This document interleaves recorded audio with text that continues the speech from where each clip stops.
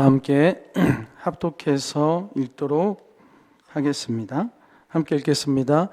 기드온이 그 꿈과 해몽하는 말을 듣고 경배하며 이스라엘 진영으로 돌아와 이르되 일어나라, 여호와께서 미디안과 그 모든 진영을 너희 손에 넘겨주셨느니라 하고 300명을 세대로 나누어 각 손에 나팔과 빈 항아리를 들리고 항아리 안에는 행복을 갖추게 하고 그들에게 이르되 너희는 나만 보고 내가 하는 대로 하되 내가 그 진영 근처에 이르러서 내가 하는 대로 너희도 그리하여 나와 나를 따르는 자가 다 나팔을 불거든 너희도 모든 진영 주위에서 나팔을 불며 이르기를 여호와를 위하라, 기드온을 위하라 하라 하니라.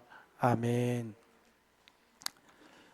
네, 오늘은 함께 보신 말씀을 통하여서 재확인이라는 제목으로 함께 말씀을 나누도록 하겠습니다. 함께 보신 본문의 말씀은 사사 기드온의 일화가 담겨 있습니다.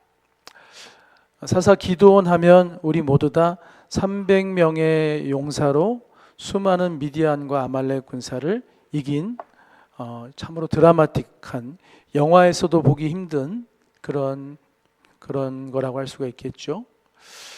영화 300이라는 영화도 있었습니다, 예전에. 거기다 아주 굉장히 용감한, 다른 마이크 없을까요? 네, 손 마이크 주세요. 300이라는 그 영화를 보면 스파르타의 군인들 300명이 굉장히 용맹하게 싸워서 페르시아의 군인들과 싸우는 장면이 나오죠. 그야말로 일당백의 그런 용사들이었지만 결국은 다 죽고 말죠.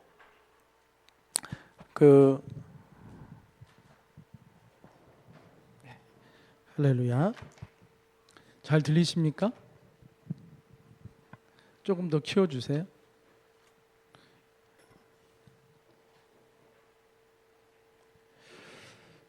그래서 그 영화에서는 300명의 용사가, 더 키워주세요. 300명의 용사가 결국에는 이기지 못하고 다 전멸하죠. 용감하게 싸웠음에도 불구하고 누군가의 배신, 영화에서는 배신으로 나오죠. 배신에 의해서 그렇게 실패로 끝납니다. 그러나 기드온의 그 싸움에서는 300명이 엄청난 승리를 거두죠. 뿐만 아니라 한 명도 사상자가 없었다는 기적에 가까운 승리를 거둡니다.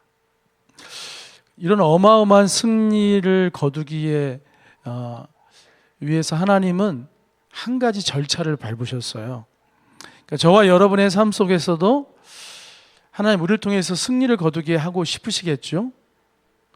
우리가 하나님의 사람들로서 하나님의 영광을 드러내는 삶을 살기를 하나님은 몹시도 원하실 것입니다. 그렇죠? 우리 옆 사람하고 한번 인사해 봅시다. 하나님은 집사님을 통해서 승리하기 원하시고 영광 받으시기 원하십니다. 이렇게 한번.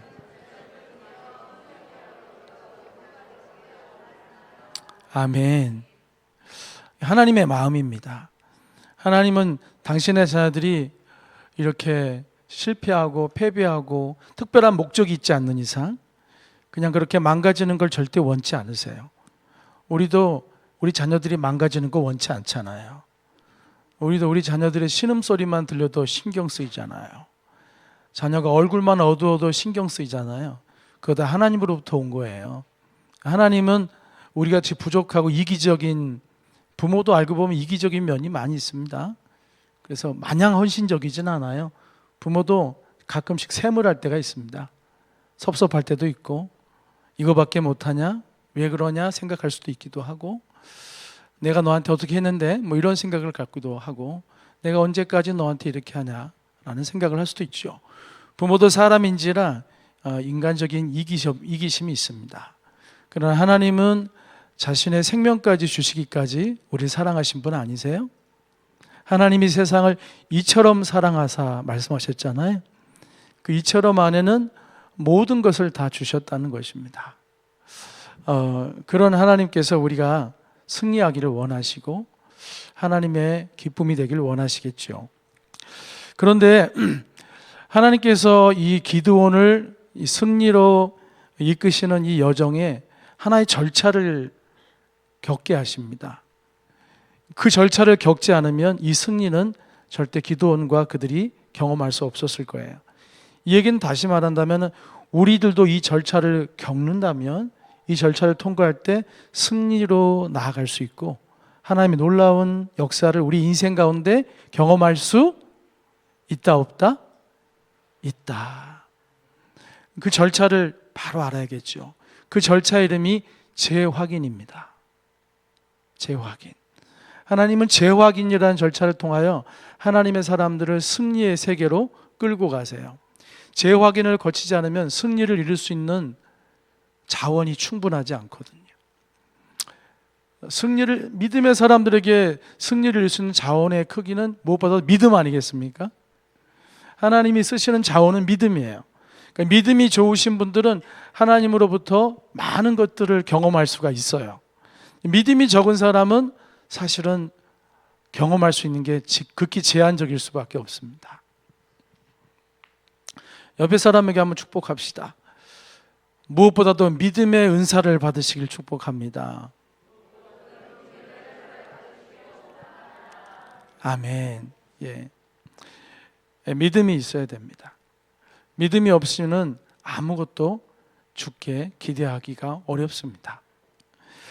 오늘 성경을 보면은 하나님은 이 재확인이라는 것을 귀찮아하지 않으시고 기꺼이 하십니다. 우리들은 자꾸 거듭거듭 확인하는 것을 짜증내 할 수 있기도 하고 번거로워할 수 있잖아요. 근데 하나님은 재확인의 절차를 기꺼이 수용하세요. 모세를 하나님께서 불렀을 때 모세가 이스라엘 백성들을 출애굽시키라고 하나님 명령하실 때 못한다고 그러지 않습니까? 그때 하나님이 그에게 확인을 시켜주죠. 네가 할 수 있다는 것, 내가 너와 함께 함을 확인시켰다는 것을 첫 번째로 지팡이가 뱀이 되게 하는 기적을 보여주시잖아요. 그렇죠? 그걸 통해서 모세가 하나님이 정말 함께 하신 걸 느꼈겠죠. 근데 그거로 충분하지 않자 또 어떻게 하세요? 손에 문둥병이 발하게 하죠. 품속에다 손을 넣었다 빼보니 문둥병이 생기지 않습니다. 기적을 자꾸 보여주시는 거예요. 그래도 모세가 확신을 못하죠.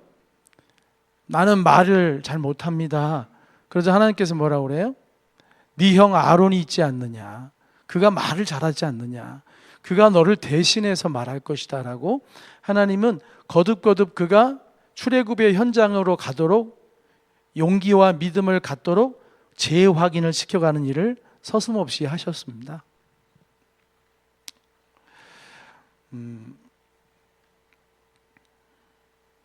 여러분 아시겠지만은 이스라엘 왕 중에 위대한 왕 중에 한 명으로 거론된 사람이 히스기야 왕입니다. 히스기야 왕이 나중에 죽을 병이 걸려서 하나님께서 너는 이제 끝났다, 그만 준비해라 이렇게 말씀하셨을 때 히스기야가 벽을 바라보면서 기도하잖아요. 사람이 벽을 바라보고 기도하는 것은 다른 데 이제 아무 소망이 없이 하나님께만 기도한다는 뜻이거든요. 벽을 바라보고 기도하자 하나님께서 그 기도를 받으셨어요. 그러면서 그에게 이렇게 말씀하시죠. 내가 너의 수명을 15년을 연장시켜 줄 것이고 너희에게 지금 위협이 되고 있는 아수르를 내가 이기게 해 주시겠다고 말씀하세요. 근데 상황적으로 볼 때는 이게 믿기지가 않는 거예요. 죽을 병이 걸린 사람이 15년 더 산다는 것도 믿기지가 않고 당대 거대한 제국이었던 아수르를 이길 수 있다는 것도 사실은 믿겨지지 않죠. 그래서 하나님이 재확인을 시켜주십니다. 뭐라고 말씀하시냐면 해 그림자를 내가 움직여주겠다. 앞으로 움직일까 뒤로 움직일까 묻죠. 그래서 앞으로 움직이는 것보다 뒤로 움직이는 게, 그러니까 시간을 뒤로 미루는 거죠. 뒤로 당기는 거죠. 거슬러 가는 거죠. 해 그림자를 뒤로 차라리 10도를 물려주십시오 그랬을 때 하나님은 해 그림자를 10도를 뒤로 물리는 일을 해줌을 통하여서 하나님이 그 일을 하실 것이라는 것을 재확인시켜 주시죠. 하나님의 이런 모습은 예수님 때도 나타납니다. 예수님이 부활했다는 것을 제자들이 말하자 안 믿는 현실주의자가 한 명 있었어요.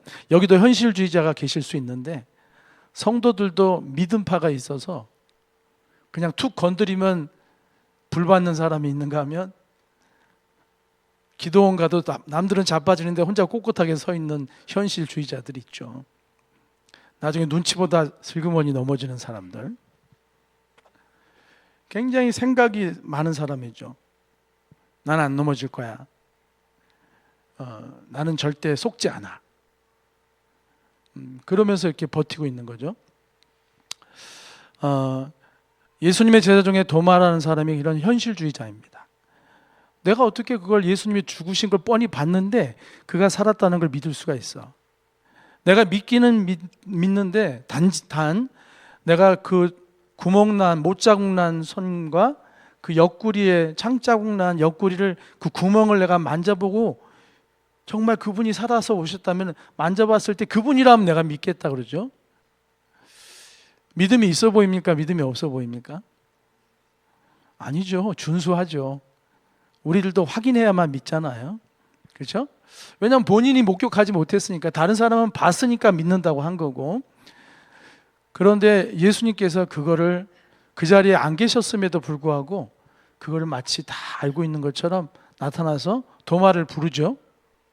내 못자국 난 손에다가 네 손가락을 넣어보고 내 옆구리 구멍에다가 손가락을 넣어보고 믿음 없는 자가 되지 말고 믿음을 가진 자가 되라고 말씀하시죠. 재확인시켜 주시죠. 그가 믿음 위에 굳게 설 수 있도록 재확인을 시켜주세요. 여러분 믿으십니까? 하나님이 여러분을 통해 영광 받고 싶다는 사실을, 여러분을 쓰시고 싶어 하신다는 것도 아세요? 크고 작은 일에? 진짜예요? 여러분은 그런 것 같은데 옆 사람도 쓰실 것 같습니까?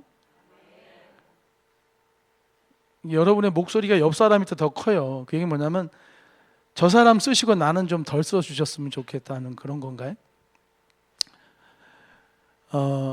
말씀은 아멘 했지만 그러나 이것을 가슴으로 뜨겁게 받아들이기는 쉽지 않습니다.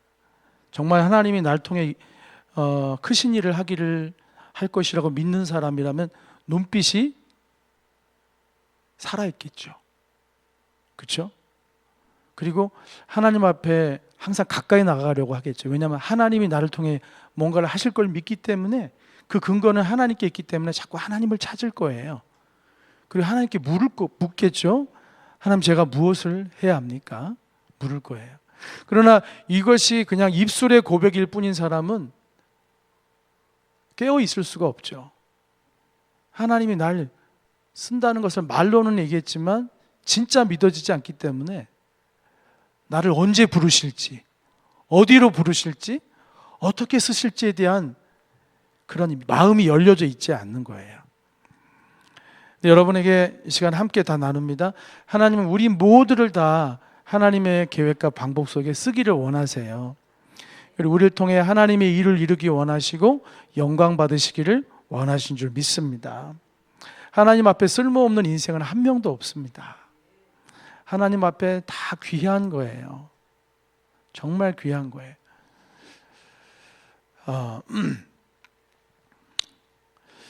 여러분, 부부가 이제 결혼할 때, 얼마 전에도 결혼식에 우리 한번 참석했잖아요. 이번에도 이제 5월 16일 날이죠. 우리 용진이가 또 결혼을 하잖아요. 용진이, 박소영 집사님의 아들, 우리 순규 또래죠. 용진이가 결혼을 해요. 결혼 서약을 하겠죠. 그죠? 여기 지금 결혼한 지 얼마 안 된 아기를 데리고 와서 이제 축복기도 받으려고 하는 우리 김산 성도님께서 지금 앉아 계시는데, 확실히 아기가 태어나더니 믿음이 좋아진 것 같아요. 집중력 있게 예배를 잘 드리고 있습니다. 고개도 한번 안 숙이네요. 네. 할렐루야. 네. 자, 우리 김산 성도나 우리 많은 이제 결혼한 지 얼마 안 된 사람들은 결혼 서약을 하지 않습니까? 그때 뭐라고 그래요? 옛날로 얘기하는, 옛날 버전으로는 검은 머리가 팥뿌리가 될 때까지 서로 사랑하겠습니까? 요즘 그렇게 안 하잖아요. 그렇게 하죠. 그게 이제 서로의 사랑에 대한 서약입니다. 서로에게 고백하는 약속이죠. 근데 그거 한 번으로 결혼 생활이 유지가 되나요? 결혼 서약이 그 서약 한 번 가지고 평생 그 사람하고 살아갈 수 있냐는 거예요. 그 서약은 굉장히 귀한 겁니다. 그 서약은 많은 사람 앞에서 하나의 증거와도 같은 것이고 확증과도 같은 너무너무 귀한 거예요. 귀한 순서예요. 하지만 그 순서 하나 가지고 평생을 살아낼 수는 없다는 거예요. 거기에는 끊임없는 두 사람의 관계를 재확인시키는 일들이 필요하죠. 이 사람이 나를 여전히 사랑하고 있구나. 이 사람이 여전히 나를 귀하게 생각하고 있구나라는 것이 계속 확인이 돼야죠. 그렇지 않는다면 결혼 생활은 위기를 만날 수 있습니다. 그래서 사랑한다는 게 자꾸 경험이 돼야죠.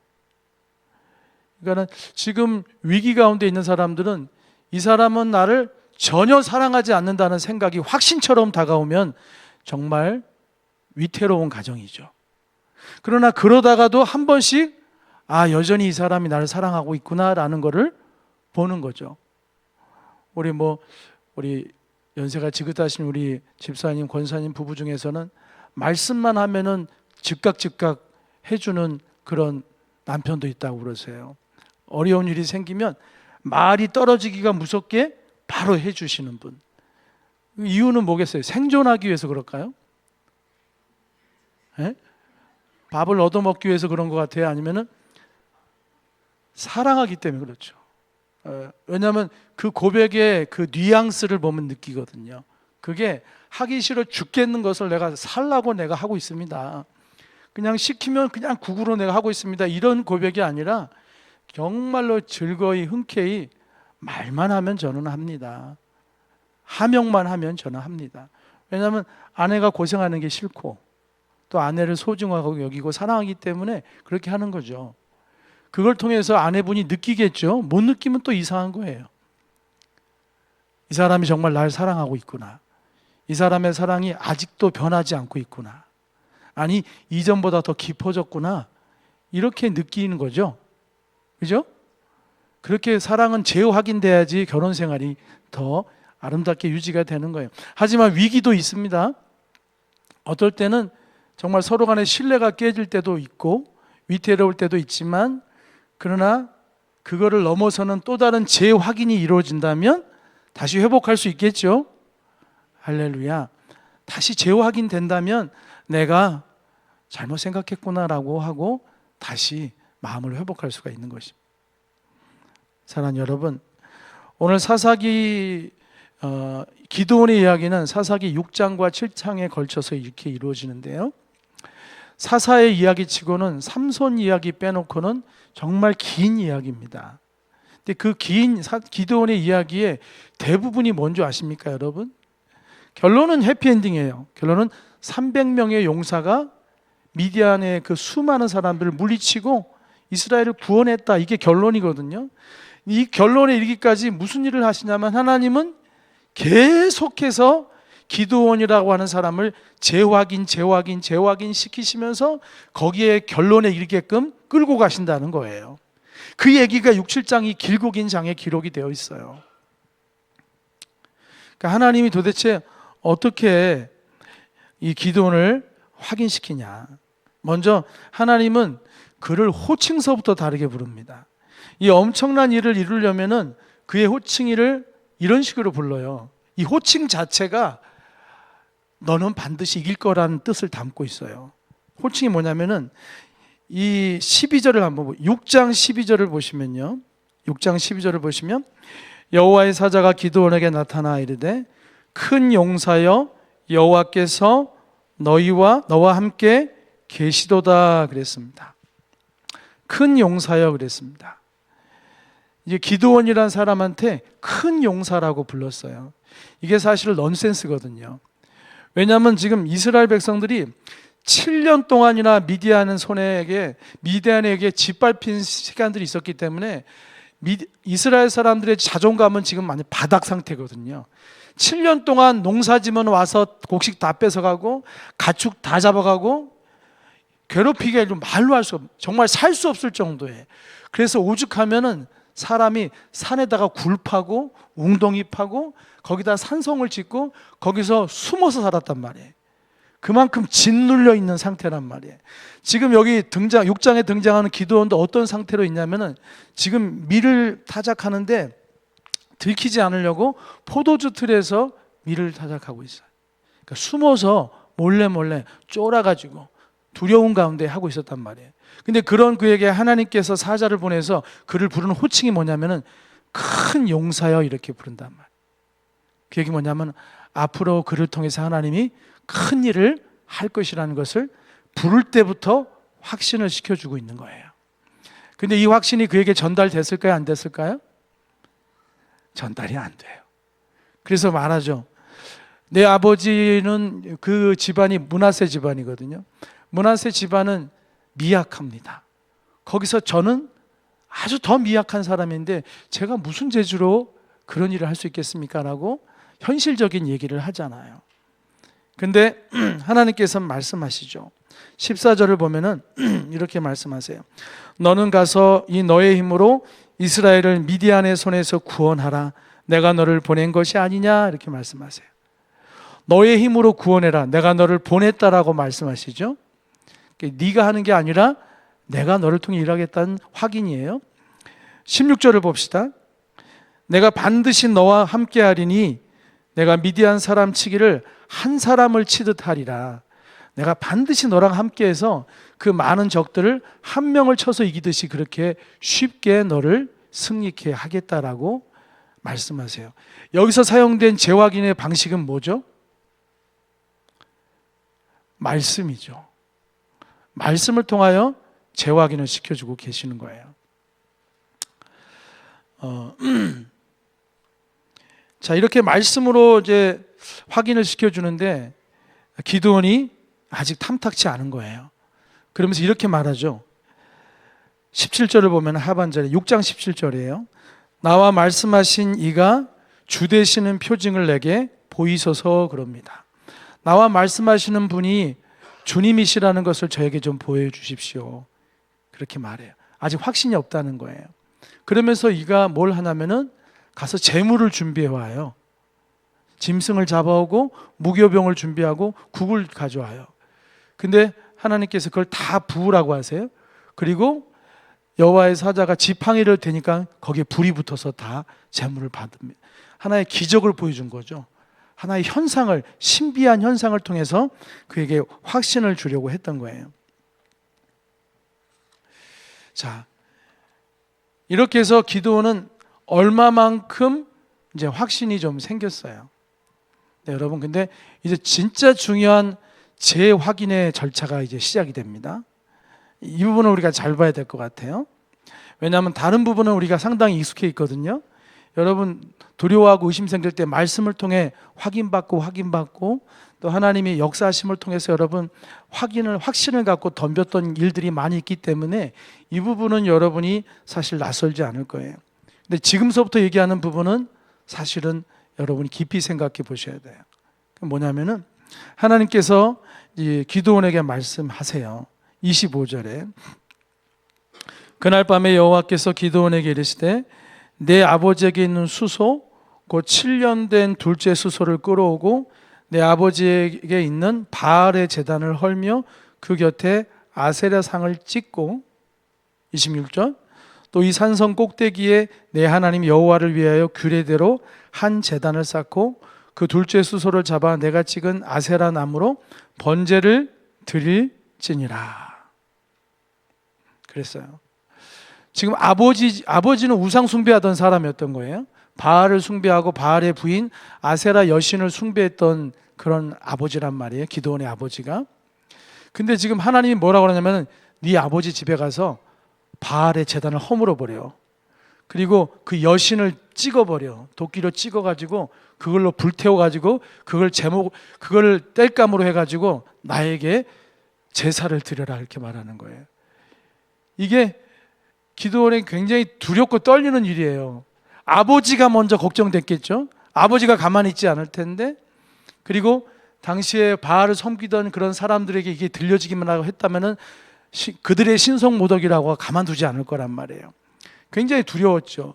성경은 그걸 실제로 얘기하고 있습니다. 27절을 보면은 이에 기드온이 총 10사람을 데리고 여호와께서 그에게 말씀하신 대로 행하되 그의 아버지의 가문과 그 성읍 사람들을 두려워함으로 이 일을 감히 낮에 행하지 못하고 밤에 행하니라, 그렇게 기록되어 있죠. 그러니까 기드온도 실제로 이 일을 하는 걸 겁냈다는 거예요.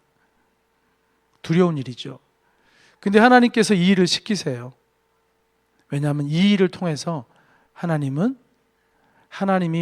그와 함께하고 그가 오직 하나님만을 의지해야 하는 사람으로 견고하게 만들어 가시는 하나님의 재확인 작업이에요. 그러니까 하나님께서 우리들 쓰실 때 좋은 방식으로만 확인시키지 않으세요. 때로는 거치는 길을 가게, 위험한 길을 가게 하심으로 우리를 단련하여서 확고한 확신을 갖게 하십니다. 사랑하는 여러분, 여기에 하나님께 쓰임받고 싶지 않은 사람이 어디 있어요? 근데 우리는 다 하나님께서 나를 쓰시기에 합당한 사람으로 만들어 가시는 과정이 스무스하기를 원하고 내가 받아들일 만한 그런 소프트한 과정이기를 원할 수 있어요.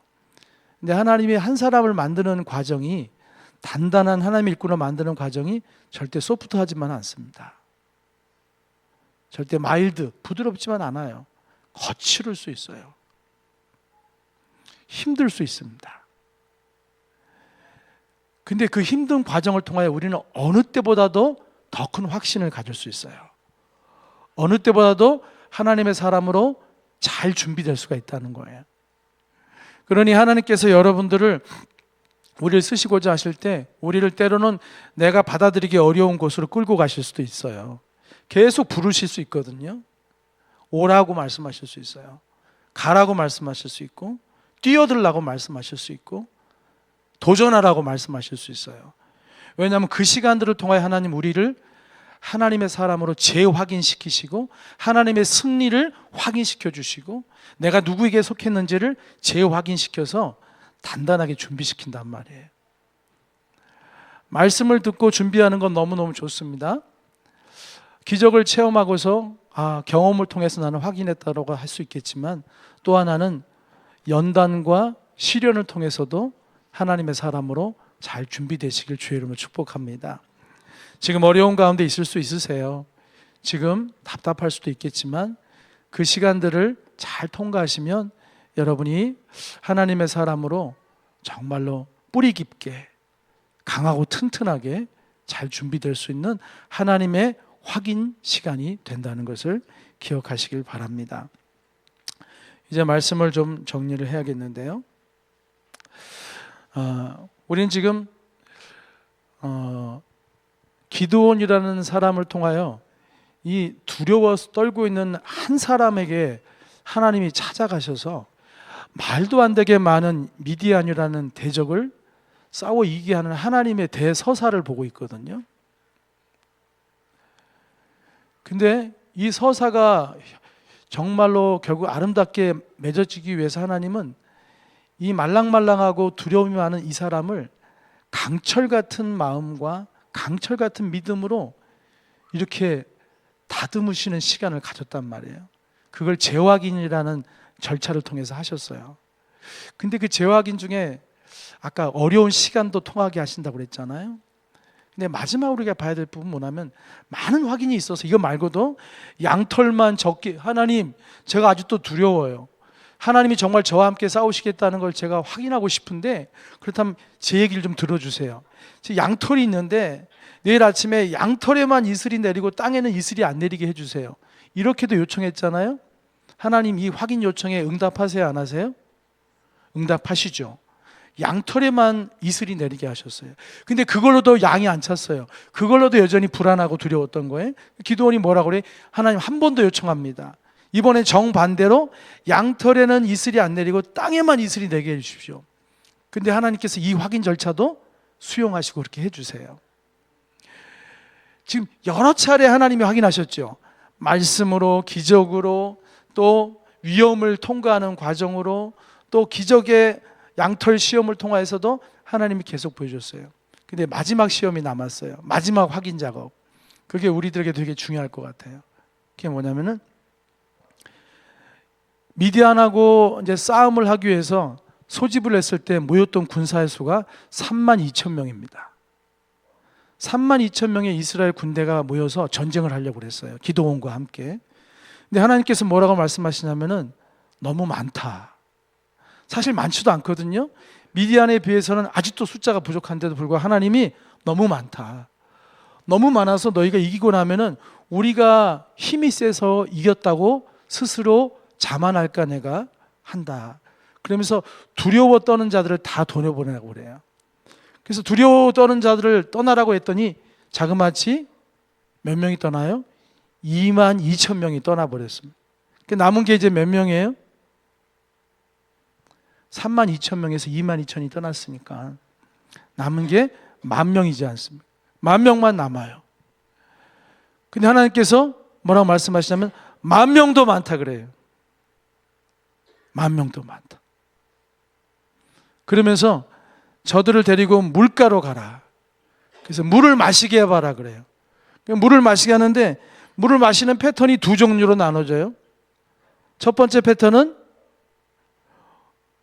그냥 얼굴을 갖다가 물에다가 가까이 하고서 벌컥벌컥 물을 이렇게 마시는 자들이 있고, 또 한 부류 패턴은 무릎을 꿇고 손으로 물을 움킨 다음에 개처럼 핥아먹는 사람들이 있었어요.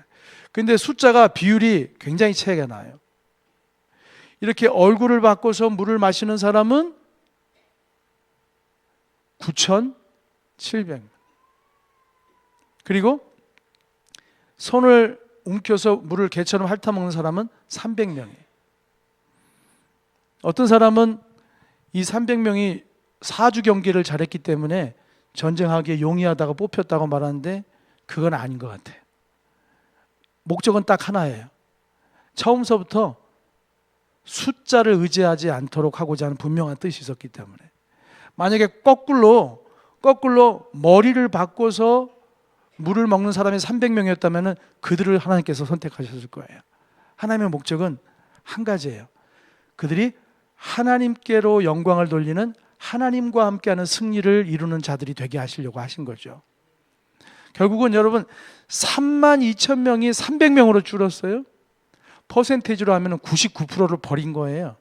3만 2천 명이 99% 좀 넘어요. 1%가 안 되는 사람들만 남겨놓고 다 돌려보낸 거예요. 이게 의미하는 게 뭐겠어요? 내가 이 싸움을 주도할 것이라는 하나님의 뜻이에요. 그래서 가장 큰 제화기는 뭐냐면, 다 사람이 의지하는 바를 내려놓게 하고 하나님만 바라보는 상황으로 이끄시는 게 하나님의 확인의 마지막 정점이에요. 하나님이 우리를 쓰시려고 할 때 우리라는 연약한 존재를 다듬고 단단하게 만들어서 강철처럼 만들어서 하나님이 무슨 일을 시키든 할 수 있는 존재로 만들려고 할 때 그 정점이 어디냐면은 어떤 것도 바라보지 않고 하나님만 바라볼 수 있는 사람으로 준비시키는 거예요. 300명의 의미는 그거예요. 이 힘으로는 이길 수 없는 거죠. 전쟁의 방식도 똑같아요. 칼과 창으로 이긴 게 아니라 횃불과 항아리와 나팔로 이기지 않습니까? 그걸 통해서 하나님이 전쟁을 수행하신 걸 볼 수 있습니다. 말씀을 마치겠습니다. 어린이 주일이지 않습니까? 참 고민을 많이 했습니다. 여러분들을 앉혀놓고 어린이 주일 설교를 한다는 게, 제가 처음 개척할 땐 그게 괜찮았어요. 왜냐하면 그때는 여기 앉아 계신 박혜영 집사님 아들내미도 여기 아동부에 다니고, 여기 대부분 다 그랬었어요. 우리 송사명 집사님의 아들, 딸들도 초등학생이었고, 대부분 다 그랬었어요. 근데 지금은 다 장계 가고 시집 가고 이제 올드해지고 막 그러는 상황이에요. 참 시간이 많이 변했습니다. 상황이 많이 변했어요. 뭐 세연이 맨날 아토피로 그냥 과자도 못 먹고 아동부 간식 시간에 혼자 슬피 울며 이렇게 힘들어하던 게 엊그저께 같은데 이젠 장성한 청년이 됐잖아요. 참 주마등처럼 지나간 시간들이 갑니다. 그리고 지나온 세월 속에 아이들이 어떻게 자라가는가를 보면은, 그래도 믿음의 길로 간 아이들이 있고 믿음의 길에서 조금은 이탈한 아이들도 있기도 하고, 본인들은 이탈해 있어요. 하지만 뒤에서 기도하는 사람들은 흔들리지 않고 계속 기도하고 있죠. 부모가 그렇고 저 또한 그렇고, 그들에게도 은혜가 필요하죠. 여기 뭐 선교를 갔다 온 청년들도 있고 한데, 이 선교 갔다 왔다고 해서 믿음이 끝나는 게 아니에요. 저들에게는 또 다른 재확인이 필요해요. 그 경험 위에 또 다른 은혜의 경험이 필요하고, 또다시 하나님 앞에 서는 시간들이 필요한데, 거기에 머물러 있으면은 재확인이 이루어지지 않으면 하나님이 하고자 하는 더 큰 일을 할 수가 없어요. 아직은 너무 물러요. 뭐 선교를 갔다 오고 무슨 사역을 했든 간에 아직은 연약하고 물러터지기가 이루 말할 수가 없어요. 여러분 스스로가 잘 알고 있을 거예요.